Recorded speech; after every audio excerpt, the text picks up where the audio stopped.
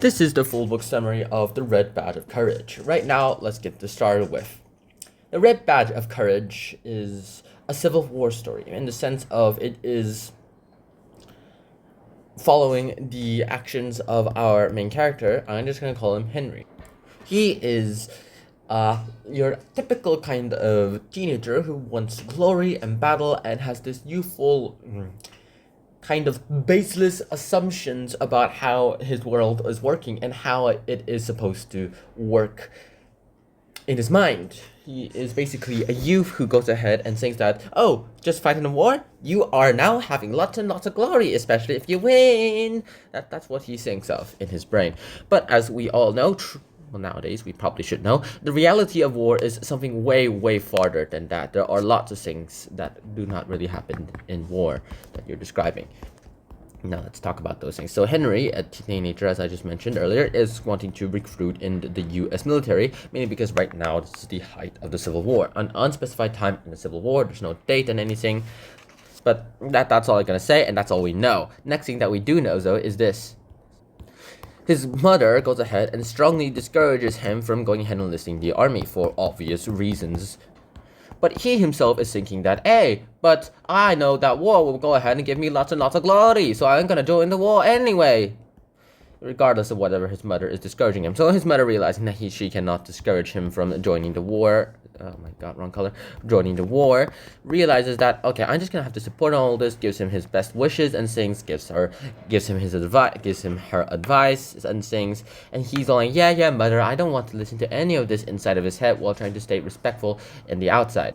Next thing that we should probably talk about here is how he's dealing with all of this. Nothing's really happening, and he's dealing with all this. He enlists in the army, he goes ahead and gets his rank, he's a private, and that's about it. He's all hyped up on like, when are we gonna go fight? When are we gonna go fight? His entire regiment, his 304th regiment, goes ahead and is starting to get a little bit of a reckless. And you know what reckless soldiers do? They go ahead and trash around the place and start to have very, very low morale, mainly because they're starting to become agitated.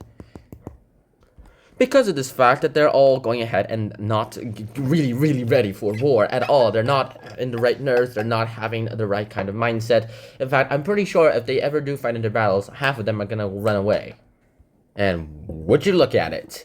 There's a war going on, the Confederate soldiers, the enemy is starting to fire at them, and then half of them decide that, okay, I am not ready for this, I am not brave, and they just run away. Except, like, that happens in the second battle, but the first battle, so it goes ahead very differently. They go ahead and start fighting back. They shoot the bullets back, and reload. Henry himself goes ahead and describes the experience on the lines of, me feeling like I'm just a cog, one little cog in this giant machine, which is our army, which is, in this case, our regiment. The 34th Regiment was very victorious that day. They all congratulated each other and celebrated, saying that, hey, good job everyone, until they realized that, well, the enemy has returned the next morning and that they have to fight more battles. That's it. Except it's not. Half of the regiment itself decides to abandon as soon as the second battle ensues, all of them realizing that this was madness, trying to fight in a war that they knew that they were going to die in, and they felt like they were being substituted and sent towards.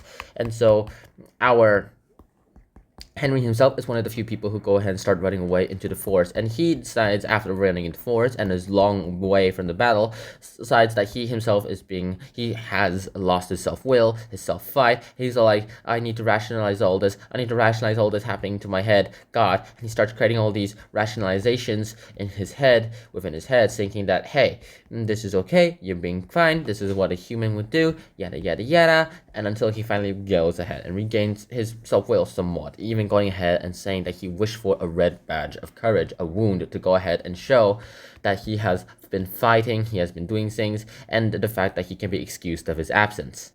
He does get his red badge of courage, except not the way that he expects it. His fellow Union soldier panics and then literally shoots him in the head, bringing him back to reality somewhat with a huge wound. Obviously, the Union soldier flees after this. When our protagonist does return back to the camp, he is welcomed by all these open arms, seeing his wound, and they all believe that he has been injured in the middle of battle.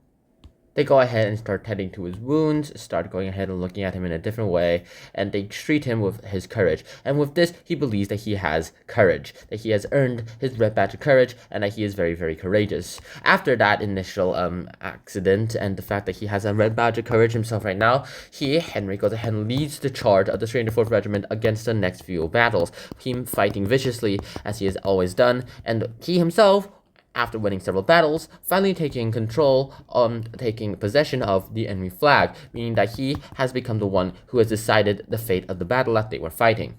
He himself becoming a hero, and now afterwards realizing that, thinking back on his past experiences, realizing that now he has become a bit older, a bit wiser, a bit more manlike, and that he now really is truly the red badge of courage, a man who is able to go ahead and do pretty much everything that he can think of. And that's all about it. That's it. That's the entire story of the Red Badge of Courage. It's very short, I know, and next week I'll be talking about the extra 4 stories that Stephen Crane has made. The Open Boat, The Blue Hotel, The Upturned Face, and The Bride Comes the Yellow Sky. They're very, very short. In fact, they're very few pages, but I feel like it's worth summarizing each one by one. And so that's it. That's the full book summary of the Red Badge of Courage. And until next time, Shihana, peace. Bye-bye.